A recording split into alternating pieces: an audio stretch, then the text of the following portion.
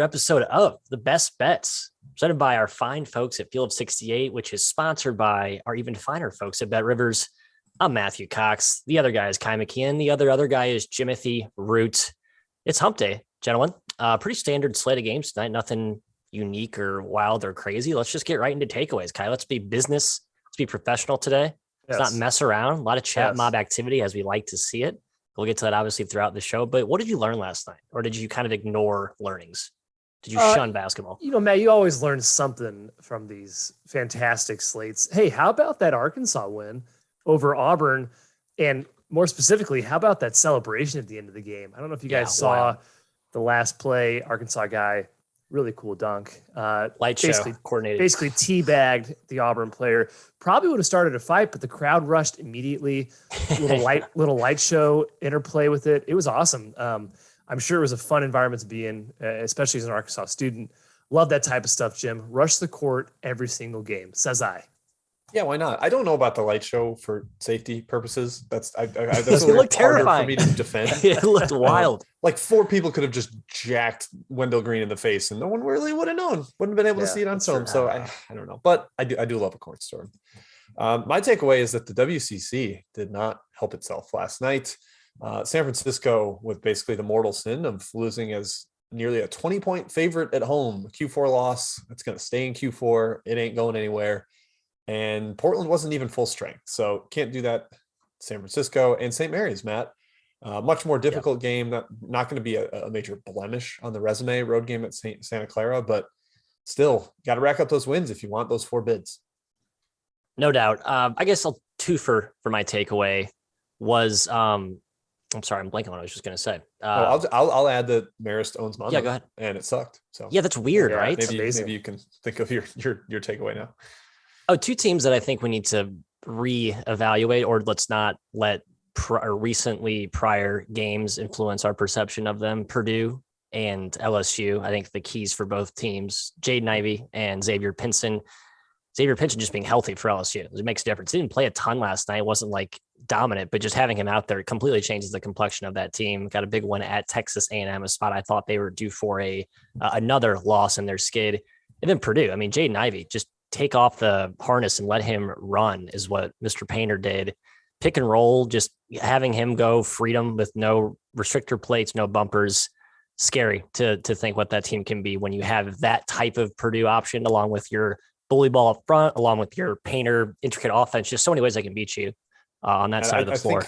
I think Robbie Hummel said last night there was a point where the game was still kind of in doubt, and Ivy scored or assisted on 17 of their 19 points. It was a takeover. Right. Yeah.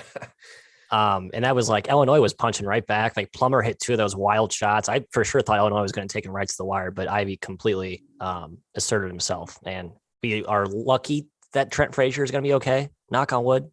Scary moment there. All right, kids, let's get into it. The outline. We start off with some Big 12 action, Kai. Just a quick teaser. I like a lot of short road favorites this evening. And again, I know. I'm getting deja vu. I thought you said that. Deja vu. Is that yesterday too? Yeah, I like them a lot today. And 2 will lead off here with the Big 12. Oklahoma hosting Texas Tech. The Sooners are reeling right now, Kai, but not that they're playing poorly or not that they're bad. It's just the Big 12 is unforgiving, and Texas Tech comes to town. So certainly no layup here. Short spread opened around a field goal. Texas Tech laying that again, another short favorite spot. I do lean the Red Raiders, Kai. What are you looking at? Yeah, spots Oklahoma. They need this game literally to stay in tournament contention. They're still somehow there, folks, in the bracket conversation. But yeah, Texas Tech looks incredible. They survived that hangover game against West Virginia. Sure, there was no Taz Sherman, but still an impressive win at Westphal after the Texas Super Bowl game they had. Maybe a second straight road game is more dangerous. Maybe it's a little bit of a sleepy spot for Texas Tech. I just don't know how Oklahoma's going to score, Jim. I mean, they do most of their damage inside the arc on offense, and that's basically what Texas Tech's defense is designed to stop. Big 12 opponents, 42% inside the arc this season against them. They're incredible. They're an iron wall. Yeah, Oklahoma's 5th in the country in 2-point percentage. It's going to be hard to have that work against this Texas Tech defense. The one thing I'm looking at, Texas Tech's paint defense is terrific, but they haven't played against many stretch bigs where they can kind of invert the floor a little bit the way Tanner Groves can. I'm thinking if he can actually pull some of the better rim defenders away from the paint for Texas Tech. Maybe Oklahoma has a little more of a chance there. And Oklahoma does take a fair amount of threes. They just haven't hit that many. So perhaps they can loosen up the court. It is a total home run spot for Oklahoma, I think. Just the schedule that Texas Tech has had to play, the amount of good games they played in a row. So I'm actually leaning towards Oklahoma, Matt. I'm not betting it, but I think in the theme on the outline today is like desperate home teams. Yeah, right. Maybe a slightly better competition. So. Yep. No, definitely a common narrative there throughout a lot of these games we'll discuss. I have no strong take. I mean, the line opened at 3.5, 3. It's pretty much right there. Total has also been pretty stagnant, 127.5. I think we all think it's going to be an ugly-ish game, but I don't have any strong like shooting regression or matchup angle or pace takes on the total here. So again, I'll be on the fence for both side and total and this one. Let's head to the Octagon of Doom. Second game on the outline. Jimbo, Kansas State hosting Baylor, and you guys are bracketologist experts. I'm not sure where Kansas State stands in the tourney picture right now, but I obviously went over. Baylor would do a lot of good for you. Key injury note here tonight. Baylor again with some personnel question marks as they have been the last few weeks. LJ Cryer, a game time decision. I tend to think he is immensely important, but those guards are all incredibly important with Akinjo and Flagler. When they're all going, they are tough to corral. Jim, does K-State pop them at home here in this hype home spot, or does Baylor take care of business on the road? I know this was Pat Taylor's lock of the day. It's Baylor, so hard to lean against that. Should up to -7. The Taylor guys, steam, Pat. Look at you, man. People are should following mention you. that there were game time decisions for Texas Tech too, both Shannon and Arms. So there is some health question in the previous game too. Want to make sure we get that info out there. Yep. Yeah, I mean, Kansas State definitely fringe at best, I would say. Probably the kind of the way that Virginia was, like not really looking at the tournament, but beating a top 5 team. That's how you get your name into it. That's how you stack the top of your resume. And we talked about, Kai, how Kansas State is a little bit different than most Big 12 teams because they can spread the floor. They can go 4 guards or 4 shooters and make it a little more difficult to guard. I still just kind of think Baylor's better. They're more physical, should beat them up in the paint. And if Cryer's back, then I would lean towards the Bears. Again, not betting this one though. Yeah, game 1, Baylor didn't have James Akinjo. Still won by 25, scored 1.2 points per possession, allowed 0.79.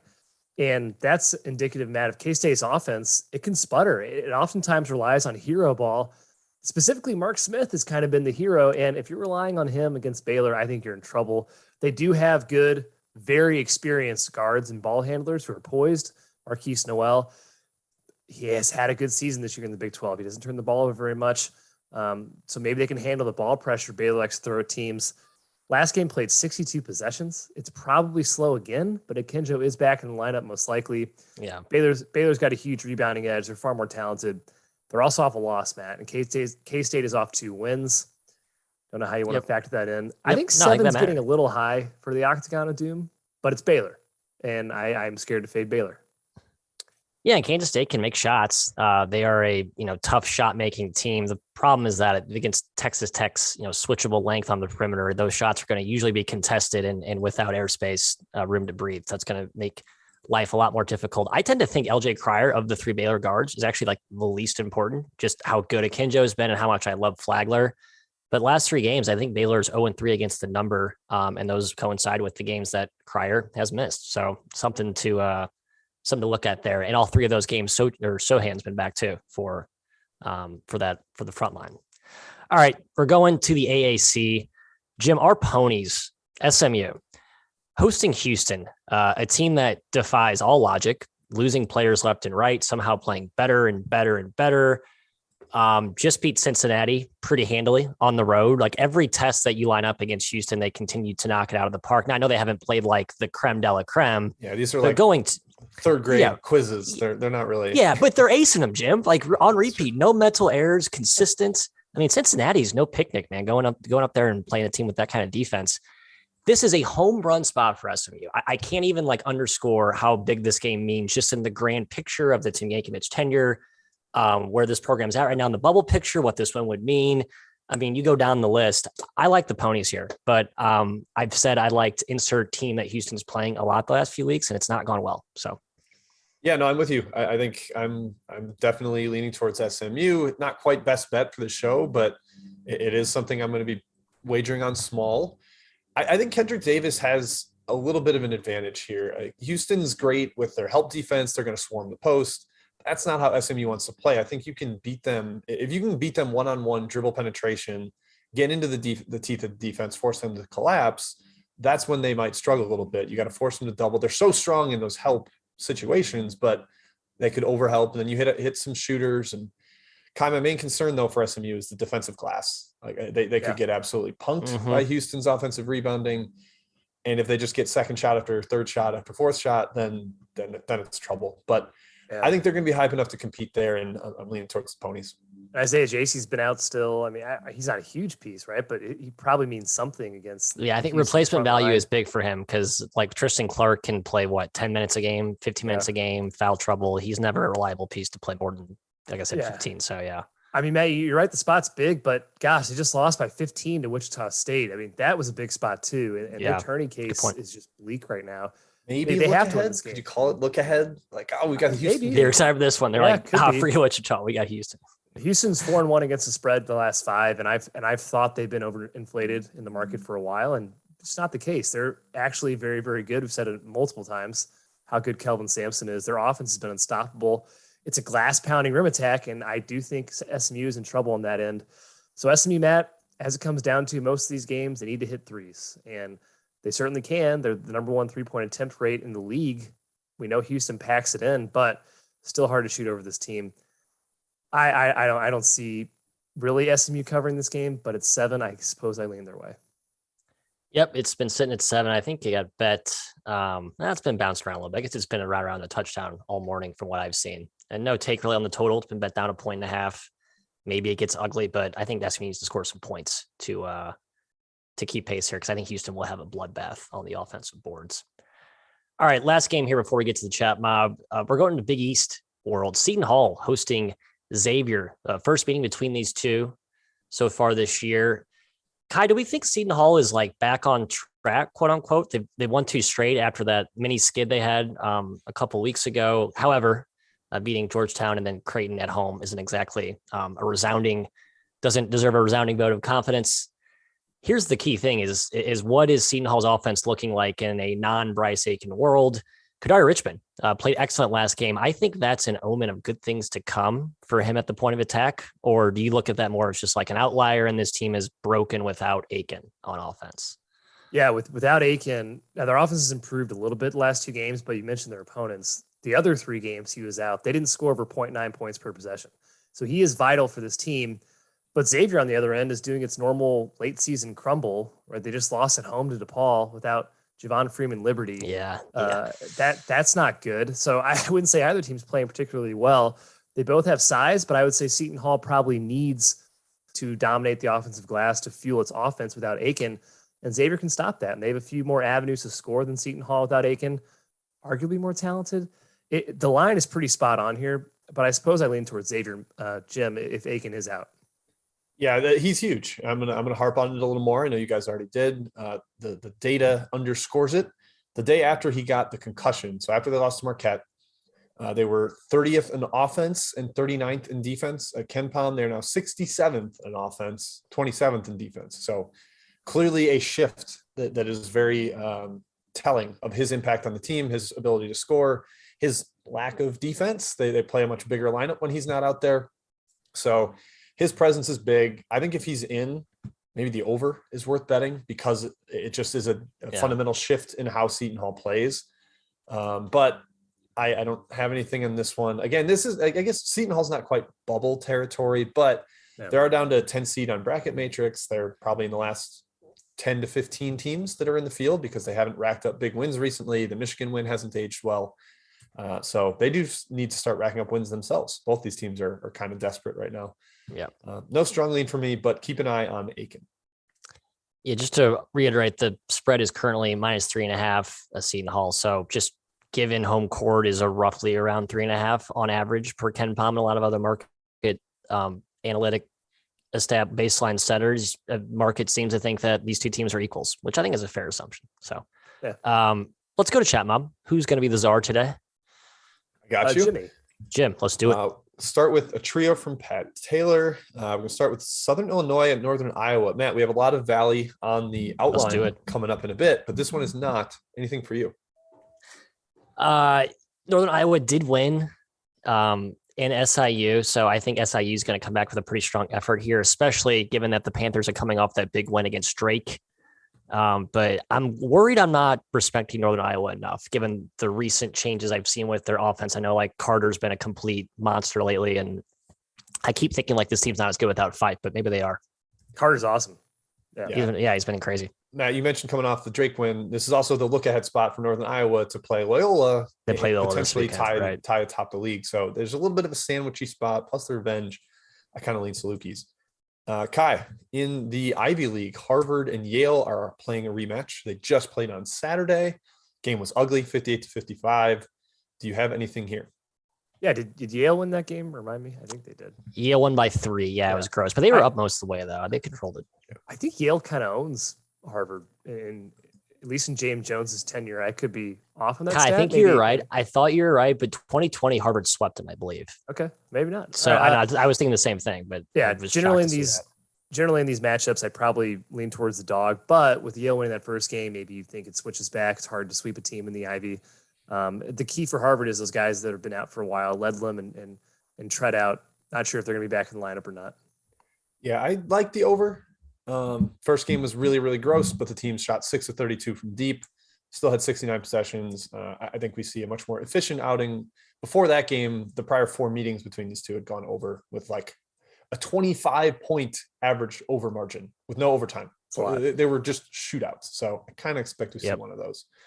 Matt, Pat T also asking about Oregon State and Cal, the under specifically. A couple other people mentioned curiosity about this one. I agree with it. Do you?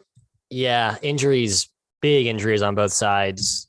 I think we're starting to see what Cal's going to look like in a post Andre Kelly world. In Oregon State, like their front court was injured. Now their back court's beat to crap. Don't really trust either offense to score against either defense. So yeah, the under seems almost too obvious. What's the current total? I just want to make sure it's a good price right now. I believe it's 133. It's been bet down from 135. I'd take it 133. Sure. Ugly. Rocks.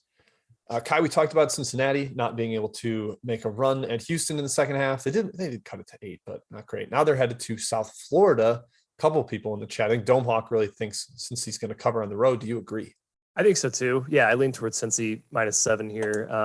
The scary parts are South Florida is one of those teams that can kind of make games ugly. If this is super low possession, which the total indicates, then it'll be hard for Cincinnati to win by 7 or more. But they are the much better team. They've been playing like South Florida's been getting blown out by lesser competition. So I lean towards Cincinnati. Yeah, this isn't like a look ahead spot or anything for Cincy. I think this should be we're playing a bad team. We just lost. Let's get right. So lean towards the Bearcats. Matthias Domehawk also loves another road favorite. San Diego State headed to San Jose State, who has serious personnel issues. You've talked about it on this program. Do you think the Aztecs blow them out? Yeah, it certainly feels that way. We've mentioned how San Jose State's kind of a team you want to fade, I think, going down the stretch. I think you're going to see Tim Miles again play a lot more as youngsters, try and look toward the future. Unfortunately, the market's murdered this spread. It opened at like closer to 13, 14, and now it's up to 16 on the road. That's a big number. So I will be staying away. Big number for a team with a bad offense covering. Yeah, right? Like if Matt Bradley's not on, it's just sort of what are you doing for points? Tex. Yeah. Not saying don't take San Diego State because my number leaned that way on the opener, but just that's kind of like a sticker shock on that number. All right, bunch of questions from Harry R. Kai, going to you first. Quinnipiac at Fairfield in the MAC. Stags have been a team we've liked to fade, but they've been better than we've probably given them credit for. They've been better. The MAC's weird. Probably take the dog in a MAC battle, honestly. The default, and especially on the road. When we know home court doesn't matter a whole lot in this conference, I lean towards Quinnipiac. Yeah, it's back up to 5 now. I got bet down. Now it's back to 5. So good spot if you want to back Quinnipiac. Yeah, I think it was 7 at KenPom. So market definitely wise to it, having it lower than that. I think that's smart. Matt, Duquesne is headed to Dayton.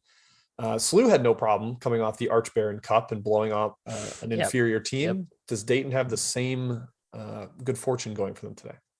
Yeah, it's a younger team, so you would think they'd be more prone to that emotional letdown. However, there is a massive gargantuan advantage in the paint. So if the Flyers can just play to that, I think they score at will up front against a young, crippled front line for the Dukes.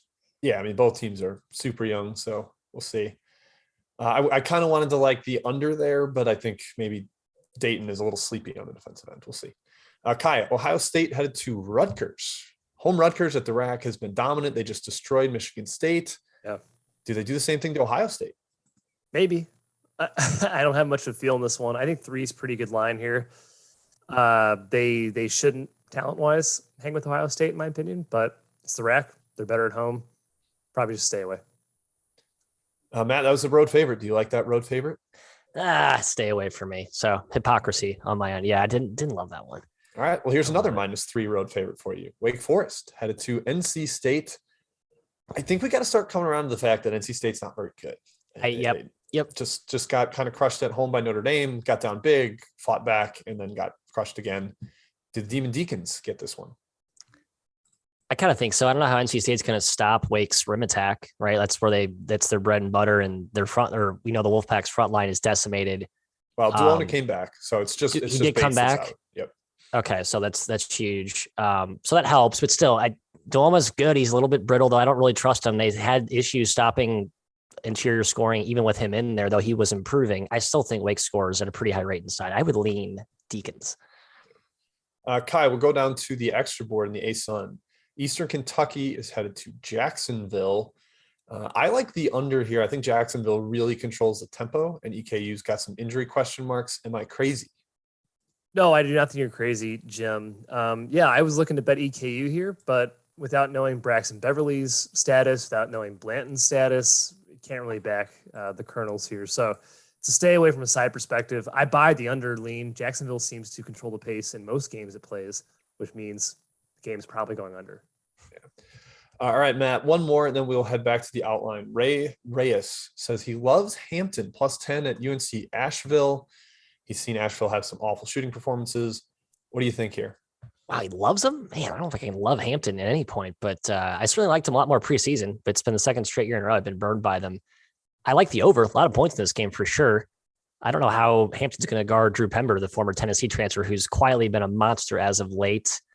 So I guess I lean Hampton. It's a big number for a conference game. Fair. I'll give him that. Yeah, Matt, I kind of lean the over too. Hampton's definitely playing faster in league play. So I think they are kind of a sneaky over team right now. Yep. All right, let's go back to the outline, Matt. Kick it back to you, Mr. Host. SEC country. Going to Stark Vegas to start us off. Mississippi State hosting Tennessee. Big injury news here for the Vols. Oliver Kamwa, if I get that pronunciation correct, one of my few. You got the last I actually got the one right. Pretty good. But not the first. Olivier? There you go. Yeah. Olivier, not Oliver. Olivier Kamwa, who really emerged kind of out of nowhere kind of early this season, has been the linchpin of that defense. The thing here for Tennessee to watch is Josiah Jordan-James has quietly put together 2 straight strong games. And I've been beating this drum all year. Like Tennessee just needs like 1 or 2 of their wings forwards to step up and complement the dynamic backcourt that's been awesome this year. So a former 5-star recruit kind of coming into his own is a very good omen. Do you trust the Vols on the road though? Because Mississippi State's been pretty good at home. That's my concern. I think Tennessee's ATS record down the road is pretty good, actually. Who's it really? They have to cover smaller numbers, so it makes sense. Yeah, right. Yeah. Small numbers. This is a small spread, -1, -1.5. It feels like it should be Tennessee's game. I don't know how Kamwa's injury is going to affect them.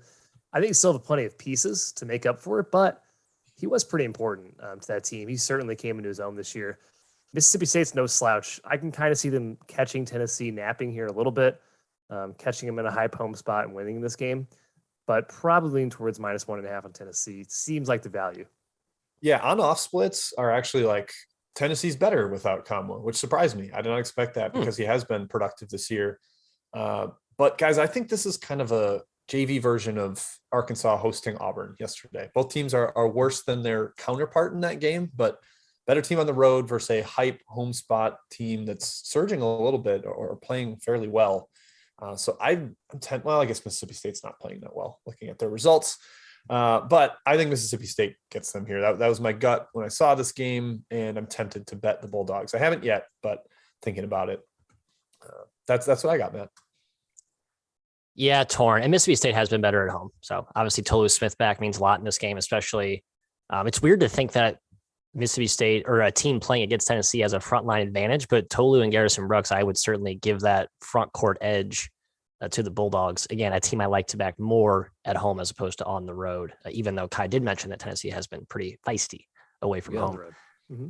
All right, we're staying in the SEC, staying within Mississippi, actually, Kai. Ole Miss hosting Alabama. Ole Miss's roster is pretty decrepit at this point, but, they're well coached. And Kermit Davis. Joyner played 40 minutes last game. Joyner's back, but they're still down. Ruffin, they're still down. Allen, they're still down. One other, but you're right. That's a good. Joyner coming back is enormous. Is that it? Just Allen and Ruffin. Okay. Joyner playing 40 minutes is enormous. And I think he has to play all 40 minutes. That just kind of shows how little shot creation they have. Is Bama angry after the 3 for 30 shooting display last game? Yeah, I mean, they get an easy game, quote unquote, after Baylor, Auburn, and Kentucky. That stretch was insane. I bet our Alabama is jumping for joy. They get a team that's not in the top 5 in the country. Joyner back in the lineup for Ole Miss. Obviously they're going to play better. I was disappointed to find him in playing 40 minutes last game because I was on the under. I would not take the under in this game. I think Bama bounces back here, Jim. I do think they get the win here. Not sure where the spread's sitting at right now. Probably pretty big. 6. That's a little too high. I'd probably stay away. Yeah, it's sitting around 6. Yeah, my number didn't have anything to do here, but I kind of lean Ole Miss. Alabama in these letdown spots after their big games have been really bad. Lost at Georgia, lost at Mizzou, and Ole Miss is better than those two teams. So if they do come in relax, exhale, we're not playing a top 5 team anymore, I think the Rebels will pop them. So I'm leaning towards Mississippi, but it's not strong, and numerically I don't have an edge. So probably not going to actually bet it, Matthias. Yeah, I mean, you just take a step back and look at Ole Miss's results the last 5 games, largely without key guys during that stretch. I mean, they lost at home to Arkansas by 9, but Arkansas, I mean, how good does that effort look right now, especially given they were competitive for most of that game and then just lost an OT at Florida. So, yeah, I mean, Kermit Davis, he can mix and match and, smoke and mirrors even without some key guys. But as you guys mentioned, getting Joyner back is pretty massive there. All right, let's keep on rolling here. We got 2 Missouri Valley tilts to close us out. Kai, we're going to Des Moines to start us off. Drake is hosting Missouri State. The Bulldogs are looking like the Bulldogs of old. Tank Hemphill looks healthy. Roman Penn looks healthier. And it's not quite Juggernaut Drake from last year, but it's pretty damn close. Missouri State has that gear. The question is, which Missouri State, the Jekyll or the Hyde version, shows up tonight? Yeah, you saw Isaiah Mosley get totally shut down against Loyola. Lucas Williamson, who is the defensive player of the year in that conference and one of the best defenders in college basketball. That's important. But I don't think Drake has that. I don't think they have that type of individual defender. So Mosley probably gets his a little bit more in this game. You got Drake coming off that overtime game with Northern Iowa. Maybe not super fresh, especially a team that's kind of recovering from injuries, Hemphill in particular. And I think Gage Prim's a huge matchup issue. Darnell Brody's big, but I think they get him in foul trouble, and Prim kind of has his way. So I suppose I'm leaning towards Missouri State at the current line. At the opener at -2, I was leaning towards Drake for a simple value play, Jim. Yeah, I'm kind of leaning towards Drake still. Drake lost at Missouri State, and that was kind of the Mo State, thank God we actually beat Drake. After last year, Drake had just taken every ounce of wind out of their sails. I think that was a big emotional one. So now back at Drake, I actually think with the healthier version of the Bulldogs that we're seeing right now, I lean their way. It's not a great number. If it's a close game, you're kind of out of luck, but I'm leaning towards Drake Matthias. I think Brody can handle Penn. He played really, really well. I forget which game. I think it was against Loyola. Brody had an awesome game. So hopefully he can play that well again. Yeah, it does kind of give me vibes of the Missouri State going to Loyola, where Missouri State just looks like super nuclear. And I think their individual talent is still the best in this conference. I don't think the best team, but just on a player personnel basis, I think their good is better than anyone else's. But man, I just like the way Drake's looking right now. So no action for me in this one. I am looking to maybe get involved in this last one, Kai. I'm on the fence. Maybe you'll talk me into it. The Braves are hosting the Blurs. Bradley hosting Loyola. Big injury note to watch here, though, for Bradley. Key catalyst, Terry Roberts, is potentially out for this game. Injured his foot, I believe, in the last one, as some rumors are that he is not practicing. I don't think that's officially been publicly That's a huge reported, but no, it's huge. Big piece. So, I mean, their backup point guard, Mikey Howell, who I love from UC San Diego, but he's definitely not the shot maker that Roberts is. So trying to kind of quantify that part of the handicap. I know I always say players don't matter.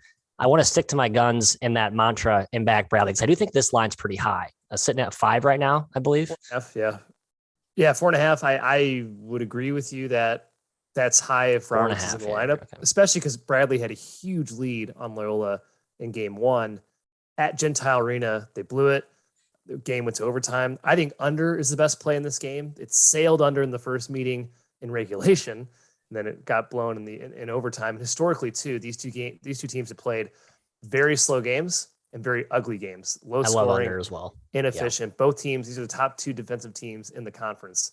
So I think under is the best play here. Would lean towards Bradley if Roberts is in, Loyola if he's out. Yeah, the Roberts thing is key. It's hard to give that give a lean here at 10:30 Pacific if you don't know his status. I mean, some guys just mean that much, where you could tilt it one way or tilt it back the other. I think you have a good angle too with the under, especially if Roberts is out. I mean, he is their key shot creator. They're going to want to play more slowly without him. Don't want to run with Loyola. And Loyola is playing slower in Chicago or in conference play. After all the talk about Drew Valentine, like, let's speed it up, let's bomb threes. And they did that in the non-con. I think they have regressed back to Valley style, Matthew. It's just hard to play to Moser ball, yeah. Gun away in that conference. The slowest conference tempo in the country.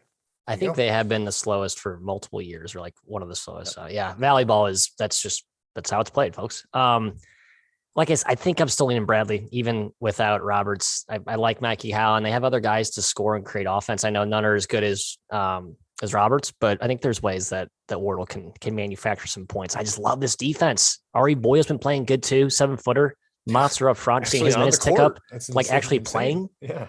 It almost seems like Wardle saved him. Loyola, the top 20 team, arguably. I know they're good. I like the Blurs, but they have found their level, as we say, conference play. So I'm not scared of Loyola doing the demolition ball they did last season. All right, outline concluded. Round 2 of Mobster questions. Let's get to them. Stay in the Valley, Matt. Right back to you from the Tooch. Valpo at Illinois State. Valpo, both these teams have front court injury question marks. Illinois State, it's not a question mark. Chapman's out. What do you got here? Yeah, and Kithier for Kithier. How we saying it?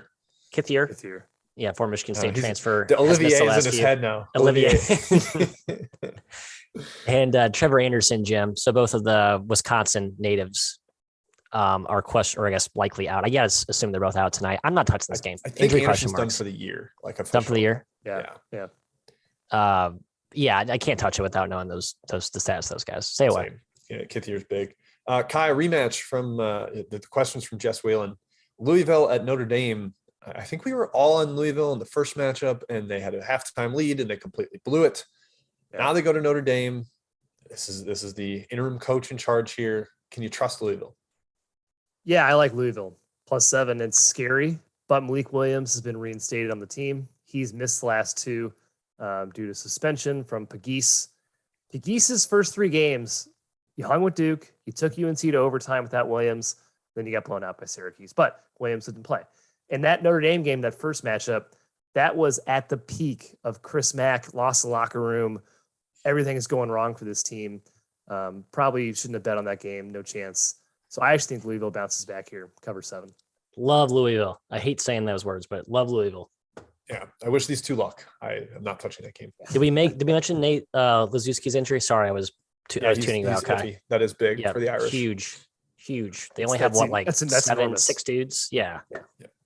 From Ryan Noker, Bellarmine at North Florida. I'll take this one because, guys, this is the first time these 2 have ever played. They did not play last season because of the COVID condensed schedule, and that was Bellarmine's first Division I season.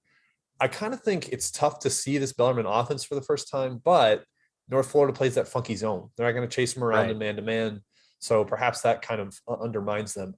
Bellarmine's not a team I want to zone. They move the ball so well. They can shoot. I'm scared of this one. Carter Hendrickson also missed last game for North Florida. I kind of like the over. I think both teams can score. Oh, Matt has an extra board take. Look at this. That's my only one. That's it. Done. Extra board. I'm shutting the rest of the chat now. I'm deflecting all the Kai. All right. Kai, here is an extra board question. Jacksonville State headed to Stetson from Fondell. Man, what do you got? Much here, Jim. I lean towards Jacksonville State because I think they're awesome. And talent-wise, they're right up there, best team in the conference with Liberty. But Stetson is just scrappy. Even without Rob Perry, they're covering games. So it's one that I'm just like, no thanks. Yeah, I nearly bet the under in this one. I did not, but I'm close. Yeah. That's even hard to figure out for Stetson, too, without Perry. All right, Matt, from Renzo Bros, a game that you actually should have an opinion on. George Washington at UMass. What do you got? Give me some Jamie and Christian love. Yeah, let's go Colonials, baby. My G-Wash Colonials. They've been playing better lately. Don't look now. I believe 4-1 against the spread in their last 5. They've not been as good away from home. But UMass continues to ignore defense. And while they have the spurt ability that we like to regurgitate the term that Eric Musselman coined, they can go on big runs because their offense is, they have multiple shooters. But I think that the Colonials keep it close. Play much better lately. Hey, quick mention here in the chat. I want to call it out. We didn't talk about the Louisville thing. Malik Williams has been reinstated. Oh, Kai hit that pretty hard. Okay. So that I'm sorry, Kai. I'm ignoring you. He did say he wasn't listening when he asked about Nate Lazuski. I did. So I was not. I was getting my takes teed up here. Kai from DeSizzle, Army at Boston University in the Patriot League. Two teams that we thought maybe would be contenders with Colgate and Navy, but they haven't quite mounted that to this point, especially Boston U. Do you have any opinion on this game? Not really. Early in the season, I would take Boston for sure, but they haven't looked great in conference. Heck, they lost to Holy Cross outright. So probably take the points here. Maybe that's just a good rule in the Patriot. I don't know. Yeah, I don't have anything profound. Matt from Hot Dog, Tulane is headed to Memphis. This is the revenge spot for Memphis. This is maybe the best version of the Tigers. No Amani Bates and everybody else around. But Ron Hunter can be scrappy as an underdog. So are you willing to lay it here? I'll be honest. I was willing to lay 9. It got bet up to 10, and I was so willing to pass on this because I'm not very excited to back Memphis as a largest favorite, even though you mentioned the revenge angle in play and that the roster is like the utopian version of this Memphis roster. And again, I don't want to throw shade at you at Imani Bates. I just don't think he fits with this team. And I love what this team looks like with their best horses in place, save Bates. Yeah, it's Ron Hunter late game. If they're down 12, he's going to foul. Memphis can't shoot free throws. Like this is just going to be a scary end game, I think, unless they actually extend it to 20. Kai, my internet crap out there for a second? You're here. Hi. Wow. Kind of like a little DJ shakeup, but no, you're good. From Ryan Abramowitz, Loyola, Maryland, headed to Holy Cross here. Another one of the Patriot. I'm sorry, you're getting peppered with Patriot questions. Yeah. Actually, I'll take this one. I'll relieve you of your duties. I actually lean towards the Greyhounds. Holy Cross has been a little feisty, but they got smoked by Colgate. And I think we get an angry Loyola Maryland team after they just barely lost at Navy. So I think we get a little bit vengeful. Road favorite is the one I'm backing there. Matt, you have to answer an extra board question. Let's do it. You got to do it. That's fine. Also from Ryan, NJIT headed to New Hampshire. We don't know about Nick Guadarrama. He missed last Guada game. Daddy. Guada Daddy. And New Hampshire's defense sucks. So do you have a take on this one? Yep, I certainly in NJIT, especially if you assume that Guada Daddy's out. But typically his absences are like 1 or 2 games. So good chance he returns, and we love him. But again, with him in there, they haven't guarded anyone. I don't really understand why, by the way. Makes no sense to me. Decent defensive team last year. They have like athletic, long, good defensive coach, I think. Right. Bill Herring. Like, I don't get it. All right, Kai, in the SoCon, Western Carolina is headed to Chattanooga. We don't know about Montarius. Woolbright for Western Carolina. That's huge. D'Souza also big for Nuga. Anything for you? If Woolbright's out, I like the under in this game. The market disagrees with me. It's been bet up quite a bit, the total, which makes sense in when you're just thinking about the game. Both teams can score and both teams can run. But I think Western Carolina's offense is a tragedy without Woolbright in there. They miss a lot of shots against Chattanooga. So I lean towards the under. Yeah. Do we like the revenge angle there? Motivated Jim? Favorite here with Nuga. Yeah. I mean, it's a big number in conference 17's play. A lot. But 17 is a lot. I think if they want to win by 25, they can. Especially if Woolbright's out. All right. We have 2 questions about best bets, guys. Do you want to reveal them now or should we finish it up chat mod? We are only a couple questions away.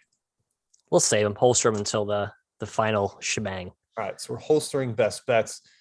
From Michael Zhang, he's asked a couple times, does the mayor, Matt, does he get his first Big Ten win? Nebraska hosting Minnesota here. It's about as close to a winnable game as they're going to get. Do the Huskers get it done? I said that exact same claim when Northwestern came to town and then they lost by 50. So because I'm not betting them tonight, the answer is probably yes, this is where they win. No, did I bet them? I did not. But because I did not, you should bet them. I bet they win tonight, Kai.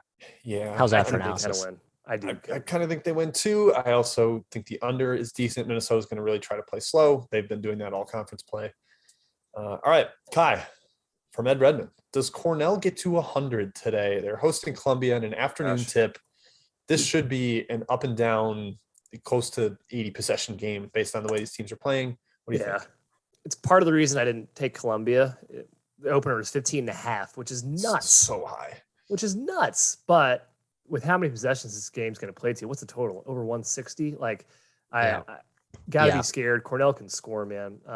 I probably should be on the over, but I didn't take it because I just thought, all right, I can't go that high. But yeah, I think they probably can score 100, and that's why it's a strong bet.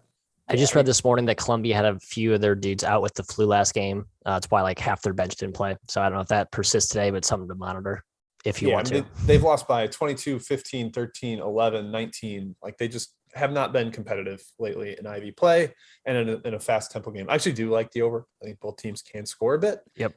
But man, it is a high number. Okay, last two before we get to best bets. Another one from Ryan A. Kai, High Point headed to Presbyterian. Actually, I just looked up a stat on this, so I'll take it. High Point is 9-2 against the spread at home, but only 4-5 on the road. Yep. They've been much more mortal on the road. I buy that. High Point has a new arena. Yeah, brand new. It's like awesome. It's like insane, dope. Actually. Yeah. Yes. So I kind of believe, and they had a high home crowd. The few games I've watched, they've had a good crowd. So I buy that. Yeah, and mark it back in Presbyterian a little bit here against home or road High Point. So, all right. From Scott Craig, Kai, Northern Kentucky at Milwaukee. Patrick Baldwin Jr. is back in there, but they laid a complete egg last time on the court. They're back home. Maybe they'll be a little more feisty, but gosh, this team is hard to trust.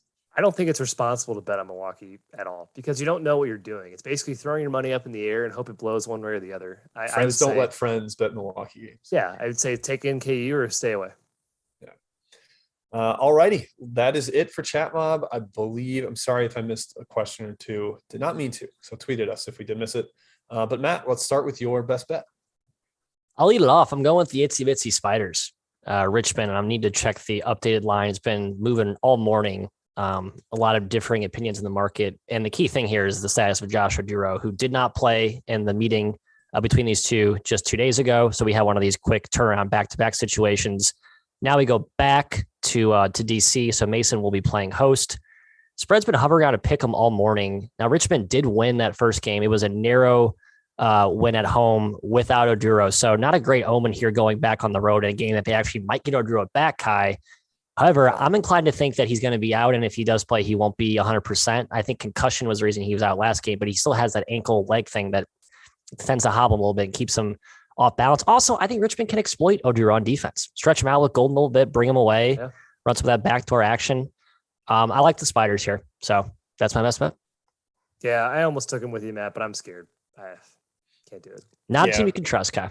Yeah, if Oduro's back in, the revenge angle spooks me, but I'm hoping that just is like yesterday where you get that basically pick 'em game, you're on the road team, you get the win. So yeah, I would say this. If you like Richmond, maybe you wait if Oduro's in. I'm trying to read between the lines. It seems like the number implies that he is out. I don't know though. It's tough to read.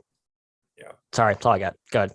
All right. My best bet is another under. I had Pitt under a couple days ago, and I'm going Pitt under again.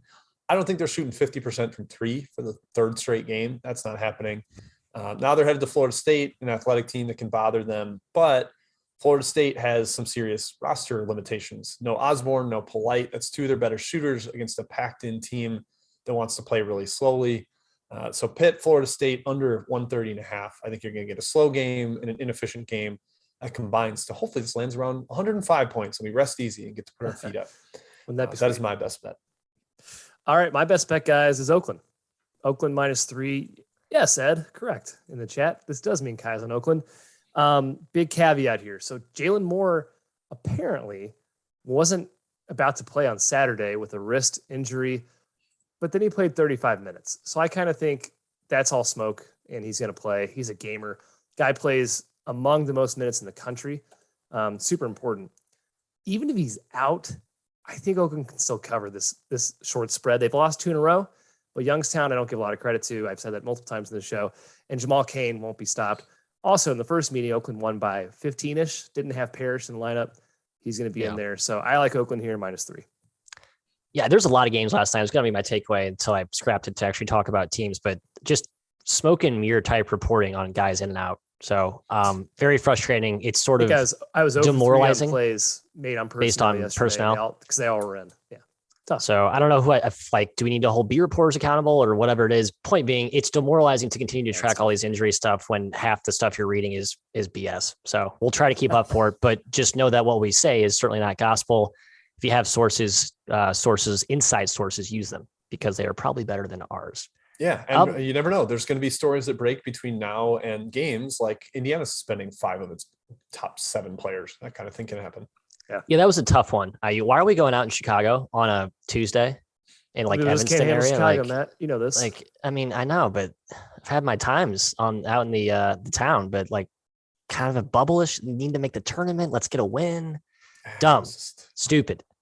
All right, that's all I got. I can't believe 20 and 21-year-olds made dumb decisions in a big city. Yeah, I'm still making dumb decisions at 31. So, All right, that's all we got today, folks. We're back tomorrow, same time. Good luck tonight. Let's get some winners.